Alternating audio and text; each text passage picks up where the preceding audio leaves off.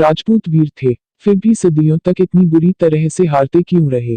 धर्म के लिए समर्पण राजपूतों में भी कम नहीं था, और उनके साहस की तो दुश्मन भी तारीफ करते थे। पर अहम लड़ाइयों में वे न सिर्फ हारे बल्कि उन्होंने मैदान भी छोड़ दिया। 1000 साल पहले तक उत्तर भारत के ज्यादातर हिस्से पर राजपूत राजाओं का शासन था। धीरे धीरे उनका पराभव शुरू हुआ। पहले मोहम्मद गजनी ने उन्हें हराया, फिर गोरी ने। इसके बाद राजपूतों ने अलाउद्दीन खिलजी से मात खाई और फिर बाबर, अकबर, मराठों से होता हुआ यह सिलसिला अंग्रेजों तक गया। हालांकि इस सिलसिले में मराठों और अंग्रेजों को छोड़ा जा सकता है क्योंकि तब तक राजपूतों की ताकत पूरी तरह चुक गई थी। दिल्ली के शुरुआती सुल्तानों ने अगर उन्हें भारत के पश्चिम में स्थित रेतीले इलाके तक समेट दिया था तो मुगलों ने उन्हें जागीरदार बनाकर छोड़ा। राजपूत राजाओं में पृथ्वीराज चौहान, राणा सांगा और महाराणा प्रताप का जिक्र सबसे ज्यादा होता है। लेकिन अहम लड़ाइयों में इन तीनों राजाओं को न सिर्फ पराजय मिली थी बल्कि उन्होंने मैदान भी छोड़ दिया था। 1192 में तराइन की दूसरी लड़ाई के दौरान गोरी ने पृथ्वीराज चौहान को मैदान छोड़ते वक्त बंदी बनाया और बाद में चौहान की हत्या कर दी। 1527 में खानवा की लड़ाई में बाबर की सेना से मात खाने के बाद राणा सांगा को भागना पड़ा। 1576 में हुई हल्दी घाटी की लड़ाई में अकबर के साथ लड़े महाराणा प्रताप के साथ भी ऐसा ही हुआ। बाद में अपने पुरखों की इन असफलताओं को ढकने के लिए स्थानीय भागचारणों ने इतिहास को मिथकों में तब्दील कर दिया। बार बार क्यों हार? सवाल उठता है कि अपनी वीरता के लिए मशहूर राजपूत बार बार क्यों हारते रहे। वैसे तो यह सवाल कम ही पूछा जाता है, लेकिन जब पूछा जाता है तो अक्सर जवाब यही होता है कि राजपूतों का सामना ऐसे मुसलमानों से था जिनकी मजबूती धर्म के प्रति उनकी कट्टरता थी। यह सच नहीं है।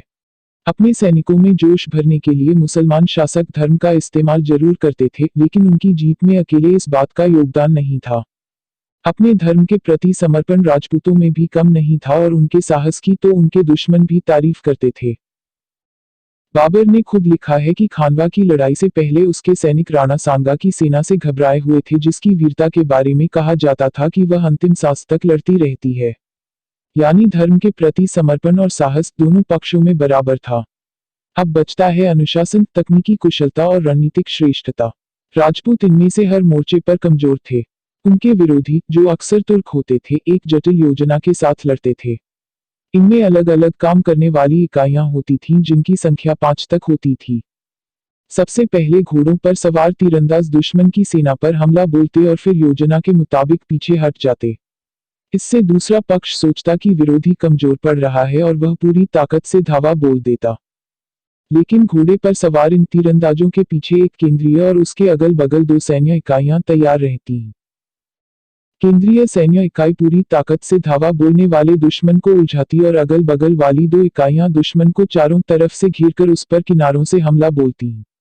आखिर में एक सुरक्षित टुकड़ी भी रहती थी जिसे जरूरत पड़ने पर इस्तेमाल में लाया जाता। इन इकाइयों के बीच आपस में तुरंत संपर्क का सटीक इंतजाम रहता था। कब किसके आदेश का पालन होना है, इस बारे में निर्देश एकदम साफ रहते थे। यह एक ऐसी रणनीतिक व्यवस्था होती थी जिसमें जिम्मेदारियों का बंटवारा व्यक्ति की योग्यता देखकर किया जाता था।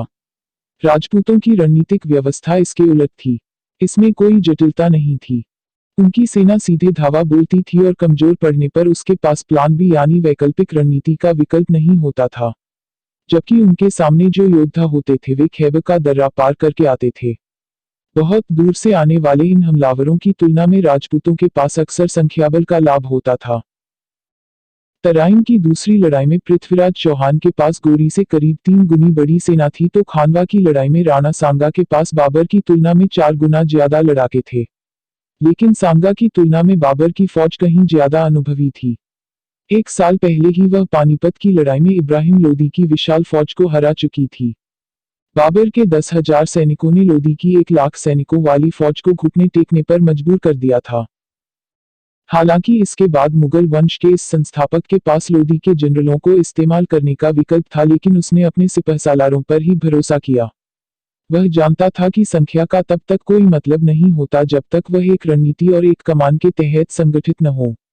राजपूतों की रणनीतिक व्यवस्था इसके उलट थी। इसमें कोई जटिलता नहीं थी। उनकी सेना सीधे धावा बोलती थी और कमजोर पड़ने पर उसके पास प्लान बी यानी वैकल्पिक रणनीति का विकल्प नहीं होता था। जबकि उनके सामने जो योद्धा होते थे वे खैबर का दर्रा पार करके आते थे। बहुत दूर से आने वाले इन हमलावरों की तुलना में राजपूतों के पास अक्सर संख्याबल का लाभ होता था। तराइन की दूसरी लड़ाई में पृथ्वीराज चौहान के पास गोरी से करीब 3 गुनी बड़ी सेना थी तो खानवा की लड़ाई में राणा सांगा के पास बाबर की तुलना में 4 गुना ज्यादा लड़ाके थे। लेकिन सांगा की तुलना में बाबर की फौज कहीं ज्यादा अनुभवी थी। 1 साल पहले ही वह पानीपत की लड़ाई में इब्राहिम लोदी की विशाल फौज को हरा चुकी थी। बाबर के 10,000 सैनिकों ने लोदी की 1 लाख सैनिकों वाली फौज को घुटने टेकने पर मजबूर कर दिया था। हालांकि इसके बाद मुगल वंश के इस संस्थापक के पास लोदी के जनरलों को इस्तेमाल करने का विकल्प था, लेकिन उसने अपने सिपहसालारों पर ही भरोसा किया। वह जानता था कि संख्या का तब तक कोई मतलब नहीं होता जब तक वह एक रणनीति और एक कमान के तहत संगठित न हो।